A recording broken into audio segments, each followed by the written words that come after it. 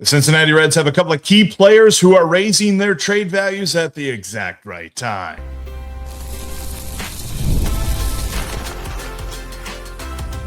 You are Locked On Reds, your daily Cincinnati Reds podcast, part of the Locked On Podcast Network, your team every day. Hi, I'm Stephen Oppenbaker. He's Jeff Carr, and thanks for being an everydayer. For today's episode, brought to you by Kalshi. For a limited time, download the Kalshi app and use the code LOCKEDON to get $10 when you trade $10. Kalshi, trade on anything. All right, Jeff, a little bit later in today's show, we are going to dig into the draft, which is tomorrow, and you're going to tell us who you think the Reds should be taking with their first round pick. Also, the Mason Cubs are coming to town. We're going to preview the Cubs. I am here in Cincinnati to help offset the Cubs factor that happens every time the Cubbies come to Great American Ballpark. We're going to undo it. I am going to single-handedly drown out the Cubs fans. But where we are going to begin is with a couple players for the Cincinnati Reds that have really started to raise their trade value at just the right time. We've decided the Cincinnati Reds should be sellers. We decided that Brady Singer should be one of the top names on that list. Boy, did he deliver yesterday. And we've also talked about Tyler Stephenson, whose deal is expiring, whose relationship has soured with the team over the last couple years, who we feel like there's not much of a circumstance where he would be back anyway. So we have felt like he should be also considered a likely trade piece. And he, over the last month, has also delivered in a way to raise his value. Yeah, make no mistake about it. The MLB trade deadline is full of buyers. This is a seller's market. I mean, there are lots of people that are wondering whether or not the Detroit Tigers will actually trade Tariq Skubal, which in a vacuum, maybe they should. But the Tigers are in contention. There's so many teams that are close enough to contention. The Reds aren't one of them. The Reds are now really falling behind in the wild card. They've been out of the division for a while. And with the way that everybody else is positioning themselves, the Reds have a really good shot here to not only trade some expiring contracts and get something back for them, but maybe get more for them than I think we would have initially thought, especially with these two guys, singling out Brady Singer and Tyler Stephenson, both guys on expiring contracts. Like Singer's start on Thursday night, get my days mixed up, was so key to that feeling of the trade value. Here recently we've seen better Brady Singer because up until this point, really the main draw for him was reliability, durability. He's pitched every fifth day. As a Red, he has not been on the injured list at all. Knock on all the wood. Fingers crossed. We're not trying to mess anything up there, even though we tend to do that. But when it comes to Brady Singer, that's the number one draw. So if you can add good performances in there, that's only going to help. He almost pitched 8 innings. He pitched into the 8th inning, 7+ innings. Steve, in the 6th inning, he only had 67 pitches. Like, this was the best we've seen Brady Singer. Yeah, you look at that overall performance, 7 1/3 innings. He walked one guy during this whole game, struck out 5. And that was in the 8th inning. You talk about that run that finally managed to get across for the Phillies. That was a hit by pitch late in the game. I mean, it just took a bad break to kind of unravel it. This is exactly the kind of start the Reds needed from Brady Singer. I said before the start that last night was going to be the beginning of Brady Singer's farewell tour. Yes. And that's exactly how that played out. Another start like this, his trade value is going to be very high. You're right. He's, not the top tier starting pitcher that might be available, but he's probably a more realistic, affordable get for a team that's not named the Los Angeles Dodgers. Yeah, and depending on how the Reds decide to move with that, I mean, you could see him landing on a number of different teams. Like I could see him being a Cleveland Guardian or Tampa Bay Ray, or I could see him going, to one of those AL West teams. Feels like every AL West team not named the Angels is in competition out there. So there's a chance that he would fit in on a lot of different ball clubs. And then the Tyler Stephenson of it all, like he's a guy that it's so polarizing, not because of his personality, but he's a guy that we expected to be like one of the best catchers in Reds history. I don't know where he ranks amongst all of the Reds catchers that we've ever seen. It's not low. It's also not like really high either. He's been fine. He's been a fine catcher. And then on top of that, the Reds have messed up any chance of signing him long-term. So the trade is a foregone conclusion at this point. You have to do it, or else he's going to walk for nothing at the end of this season. And he's been playing really well here recently, such that I think his trade stock has gone way up. Yeah, first of all, the city of Cincinnati has a standard for catchers that's just absolutely unrealistic, and it goes all the way back to Johnny Bench, and he just really screwed that up for everybody else. I mean, that's where the bar is. Him. Yeah, I mean, there's been amazing. So you look at Tyler Stephenson. There's a lot of people that are disappointed with how Tyler has performed, and I get it. Like, there was a lot of hype. We did that thing that we do around here, whereas we hype, and then when guys fall short, we're mad. We're like, "Oh, they didn't reach the level that we thought they should." But he has very quietly, especially over the last month, he has very quietly turned this season around. A month is a pretty decent sample size. His last 30 games, Jeff, his slash line's 296, 355, 449. He has 3 home runs during that time period. Here comes 40. We're looking at a guy that has very quietly, very slowly just raised his value. A team like the New York Yankees is ready to pounce on a guy like this. Yes. They need an upgraded catcher. Yeah. It's a perfect fit. Nick Krall should be on the phone with Brian Cashman right now, trying to get this done, not waiting till the deadline. Get something done now, strike while the iron's hot. And I also think, and I don't know what you think about this, but I kind of think if I'm Nick Krall, I'm trying to sell the fact that this dude's about perfect at ABS. Like, I feel like he's got a superpower there. And other teams it's a new element to the game, right? You know, Tyler Stephenson worked really hard, improved his framing, worked really hard, got better at. He's not one of the best defensive catchers in the game, but he worked hard and got better. He got solid.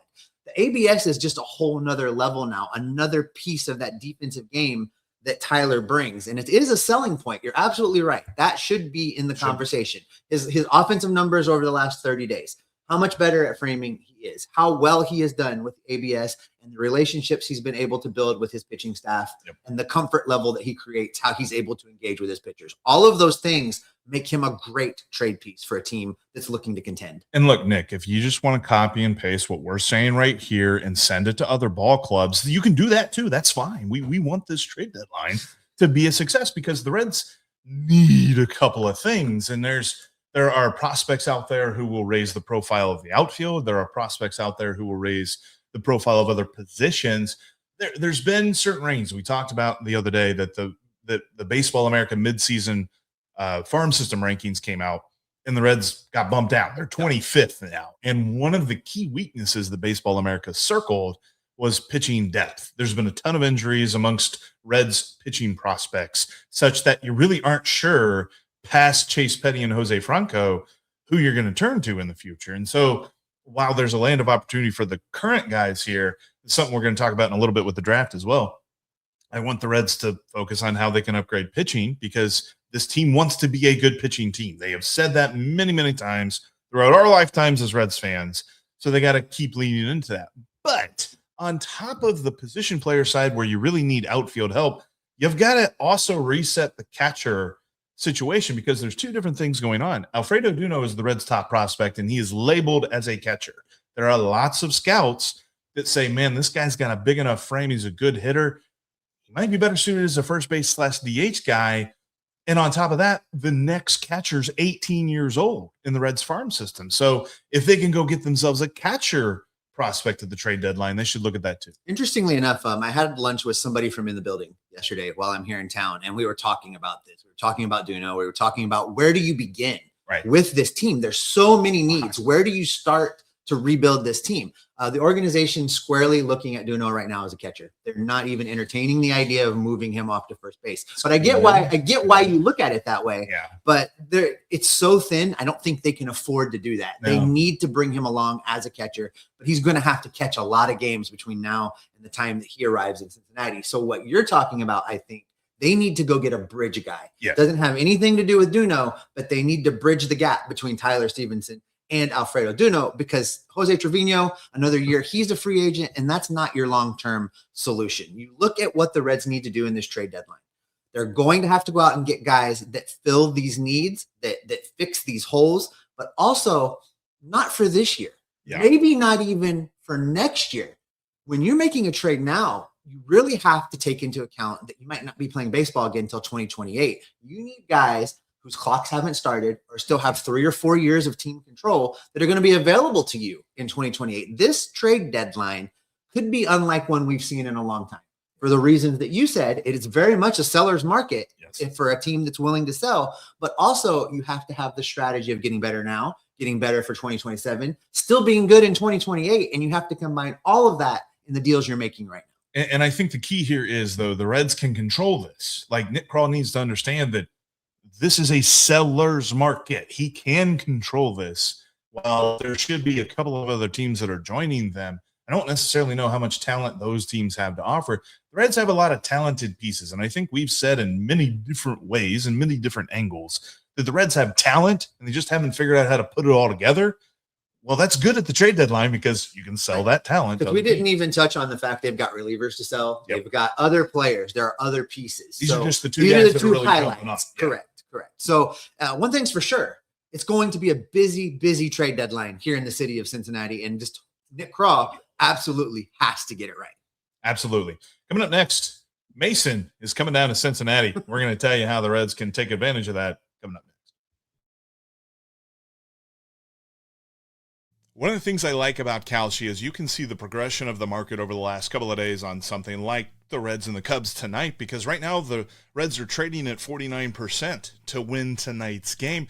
Over the last couple of days, that's shifted. They had lower percentages 2 days ago. They actually had a 53% chance to win even just 1 day ago. But as the market has shifted, so has their chances. And with that 49%, if you put a $100 trade in on that, your payout could be $197.04 if the Reds get the win tonight. For a limited time, download the Kalshi app and use the code LOCKEDON to get $10 when you trade 10. Kalshi, Kalshi, trade on anything. 18 and up only. Restrictions and eligibility requirements apply. Event contract trading involves risk and may not be suitable for all investors. Prices, values, and available markets may differ from those mentioned. For more information, see kalshi.com/regulatory.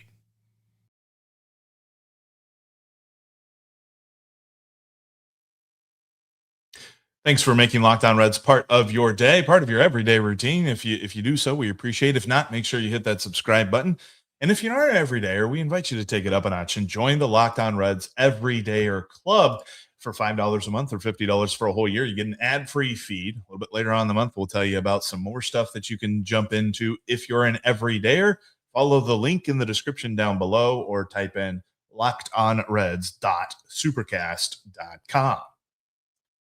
All right, Steve, we've got 3 games coming up here before the All-Star break, 3 final home games for what feels like a month. I mean, they're going to be back eventually here in the month of July, but they're going to go on a long road trip after the All-Star break. And that just means that we get honored with the presence of everyone from Mason coming down to Great American Ballpark to root on that team that wears blue and not red. For those outside the city of Cincinnati, if you've not been here in a while, Mason has, for whatever reason, a very large pocket of Chicago Cubs fans. And I'm always annoyed by the fact that Chicago Cubs fans try and this Great American Ballpark takeover every time that the Cubs come to town. So if you're here, if you're in the city, if you've got nothing to do over the next 3 days, buy a cheap ticket and come down to Great American Ballpark. Wear some red, drown these people out, please. Look, this series in any other time in a normal year, I would say these matchups favor the Reds. You look at how things shake out right now.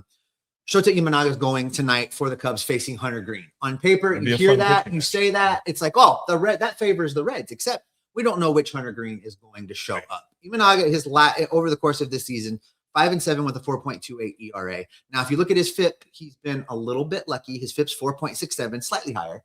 Not tremendously lucky, but a little bit lucky. Yeah. He's got 100 strikeouts in 103 innings pitched. So he is getting guys to swing and miss.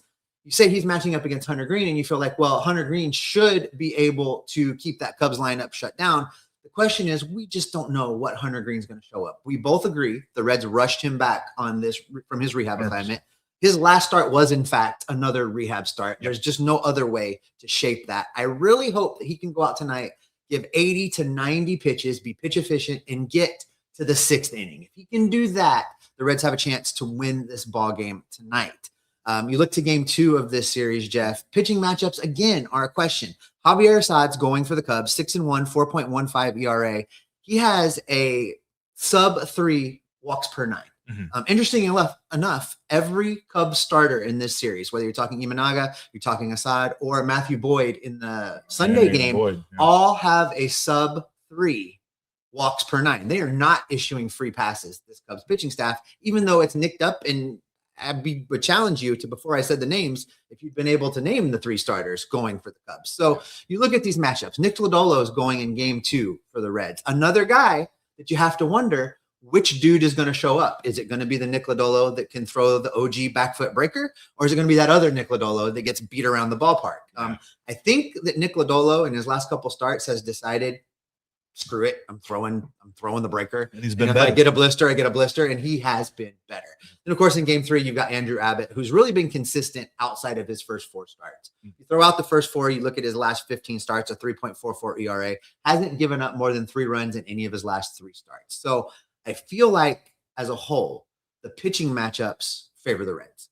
They do, on paper for sure.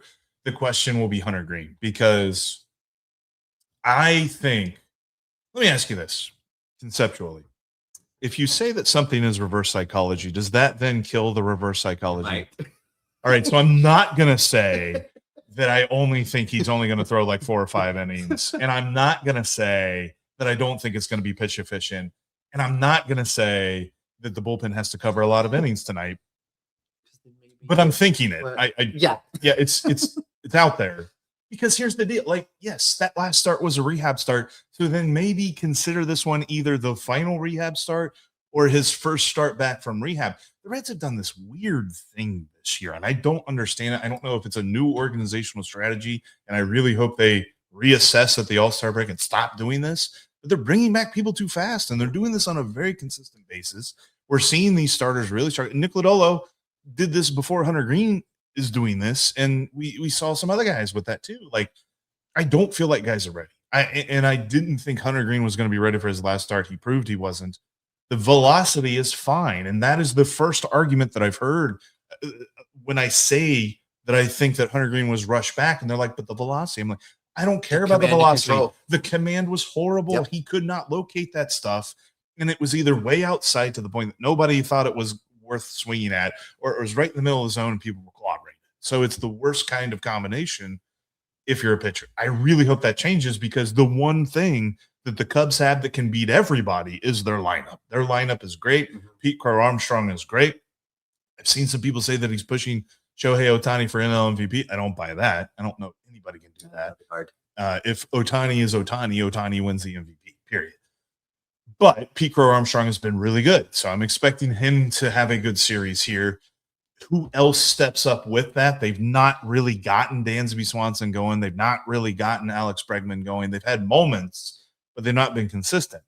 Don't let them do that in this series. And that's the thing that I worry about a little bit with all the starters going, because, yeah, the careers of Hunter Greene and Nick Lodolo and Andrew Abbott say the Reds have a good shot to win 2 out of 3 here. But the versions that we've seen of these guys at different times this year have been uninspiring. Yeah, and that Cubs lineup, you're right. There's 5 guys in this lineup that can beat you. So there's not a lot of time for a pitcher to take a batter off and dial it back. I mean, you talked about PCA. You talked about Bregman.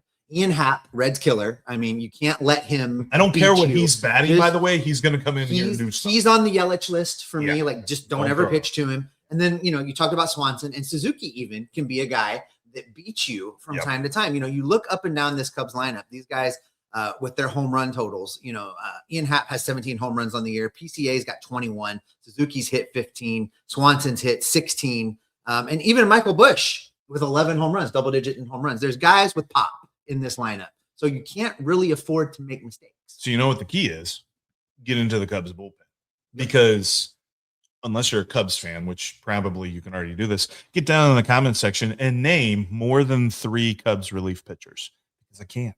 I need to look up Baseball Reference to do it, because they've had so many injuries and they're continuing to deal with injuries that we are not going to know these names that are coming out of the Cubs bullpen. So the Reds, albeit the guys that they're facing don't walk people, the starters that you mentioned, they've still got to find a way to make those guys throw a lot of pitches and get into that Cubs bullpen as early as they possibly can, because that's how the Reds can beat them in this series.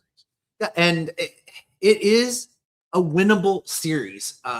If the lineup doesn't do what it did last night. And don't buy into this argument of, well, if they just win these 3 and they get the break and they come out and they do that. Look, Cincinnati Reds right now in the National League Central are 16.5 games back.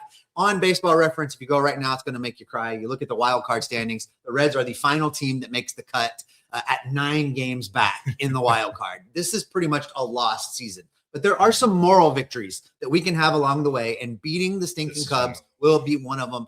A winning series in division would be a great way to wrap up a very terrible first half of baseball and kind of push a reset button and try to have some fun in the second half.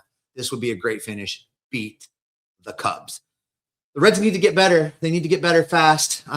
Saturday's not going to get them better fast, but it could start a journey in getting them better. Of course, the Major League Baseball draft happens this Saturday. And coming up, Jeff's going to tell you not only who the Reds should be taking, but the name of the guy that we should be looking at. Coming up next. Only 3 home games left until the All-Star break, and then, well, the Reds won't be home for a couple of weeks, so this is your last chance to see them for a little while. Game Time is the best way to do it. In fact, we've used the Game Time app to get down to the ballpark this weekend. Steve's in town, and we love using the Game Time app because we go down to the banks, we chill out for a bit, wait till close to game time, and then get on the Game Time app to see what the latest deals are. It's the easiest way to get into the ballpark as well because you see your price up front, you see your view from your seat. So if you're going to Great American, you know where you're sitting. That's cool. If you go to a totally different ballpark, like what I did a couple of weeks ago in Milwaukee, you can see your view from your seat and know what you're getting into before you ever click buy or before you ever really add your ticket to your cart. Game Time makes the ticket buying process simple. Download the Game Time app today, create an account, and use the promo code LOCKEDON for $20 off your first purchase. Again, that's Game Time with the promo code LOCKEDON for $20 off your first purchase when you create your account on Game Time. Swipe, tap, ticket, go. Download Game Time today.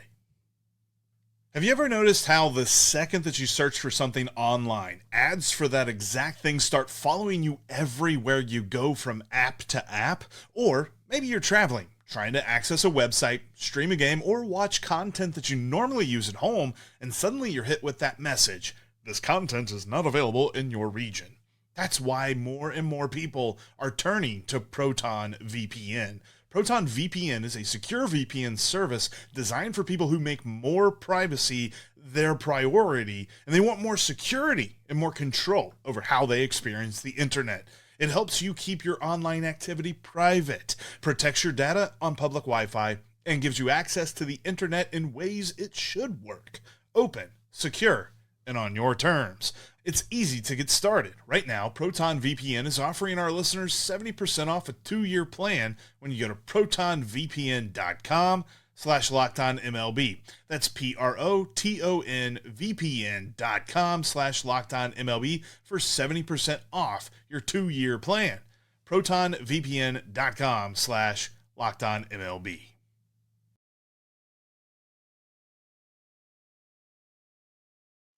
If you can't watch us here on YouTube, we are available on every single podcast audio app that's out there. If you find one we're not on, you need us to be there, message this guy, message Jeff. You can probably make it happen for you. Also, that's where the Everydayer Club lives. Ad-free, Locked On Reds, $5 a month, $50 a year.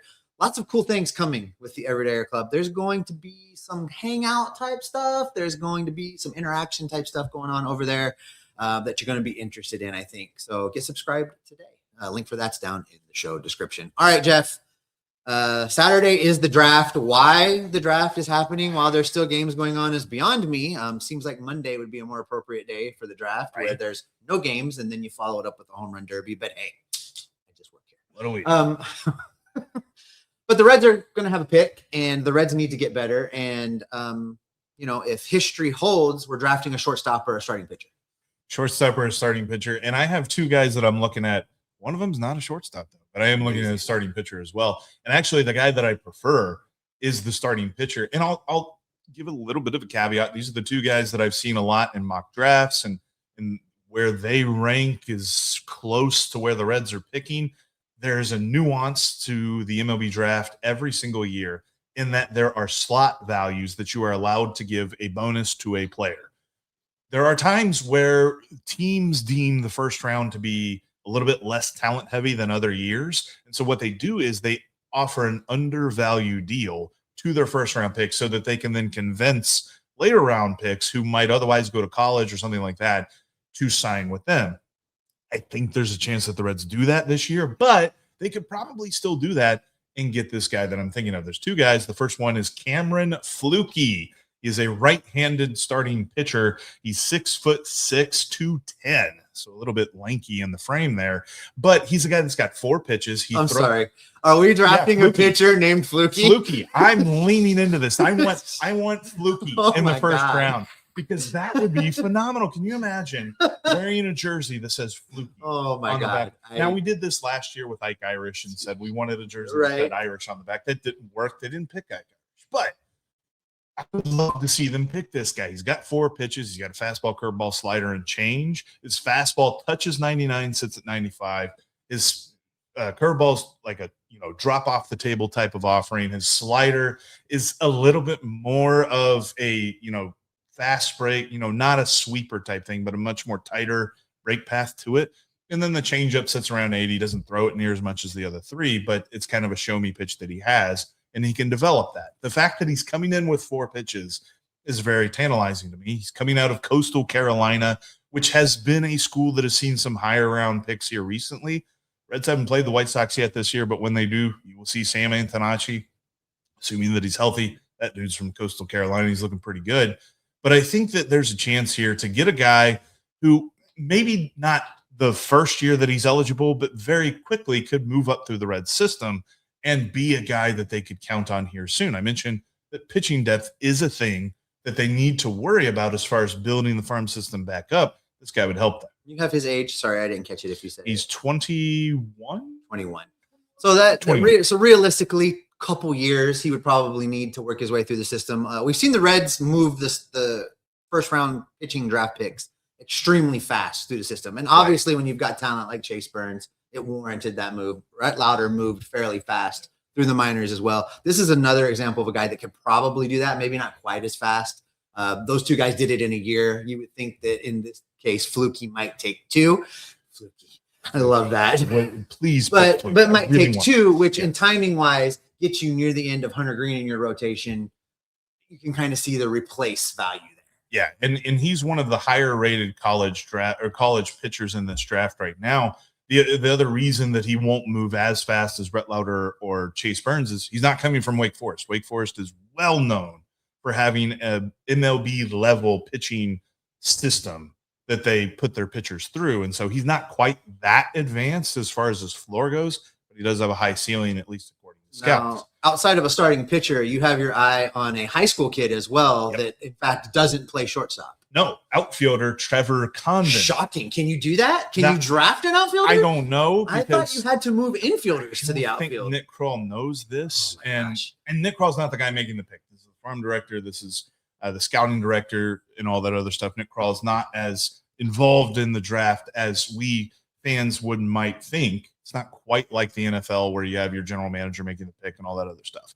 But when it comes to Trevor Condon, who is the guy that I'm looking at outside of Cameron Flukey, he's been mocked to the Reds a little bit more than Cameron Flukey has, simply because he's a high school hitter. These guys are typically the ones that are available in the teens, and teams have a little bit more of a reserved feeling toward picking high school players, especially now. I mean, if you've seen the recent CBA proposals from the owners, they want to get rid of picking high schoolers altogether. They prefer to see them play at college a little bit longer and then get picked. But this guy's got a lot of talent with him. He's got a good control of the strike zone. He's very difficult to strike out, makes good contact. We're begging for that in this lineup. At some point, we could see guys like that have good contact ability. But again, he's coming out of high school, so that means that we're talking about a long runway here like Steele Hall. This would be more of a situation where we would see Trevor Condon 4 to 5 years down the road as opposed to just 2 to 3 years. So there's definitely a different feeling with all of this, but Trevor Condon has a lot of potential. Yeah, a lot of potential, but a tremendous amount of risk when you go high school in the first round. You never know. Major League Baseball talking about drafting high school kids doing this is a sport that locks up 16-year-olds in the Latin American countries that, the tremendous amount of risk. They start talking to players down there when they're 13 years old. Yeah. So it is really difficult for me to accept that they're going to stop drafting high school kids. But at the same time, it's high risk, high reward. You get in early on a kid like this and you have him around and he does pan out. well, you're the winner of the lottery. So I'll be interested to see how this goes. I suspect if, Flukey is available, the Reds will go pitching. Really hope so. But you're right. Their drafting position could determine what they're doing, and we could see them finally take something besides a shortstop. Can you imagine all of the puns if they pick Cameron Flukey? Like literally everything that he will do is fluky. He's a little fluky today. It's going to be all right. That's enough of all that. That's going to do it for this edition of Locked On Reds. Thanks for making Locked On Reds your first listen each and every day. We appreciate you being here. If you haven't done so, click the subscribe button, click the notification bell. That way you don't miss any of the content we've got coming your way the rest of this season. You'll also get Tim Daniel on the Reds Postcast live after each and every Reds game. For the audio folks, we're going to send you over to Locked On MLB. They've got 3 shows for you over there that cover Major League Baseball from a national perspective. Sully's got you covered each and every day for MLB. We've got former Reds reliever Mike Stanton back to the bullpen talking about Major League Baseball from a retired player's perspective. And the folks at MLB Game Night have you covered watching every single game every single night so that you don't have to. For the video folks, you're going over to Locked On's first ever 24/7 national YouTube channel where all of the experts of the entire network are talking ball 24 hours a day, 7 days a week. Jeff and I will be back in your feed on Monday or earlier if something cool happens.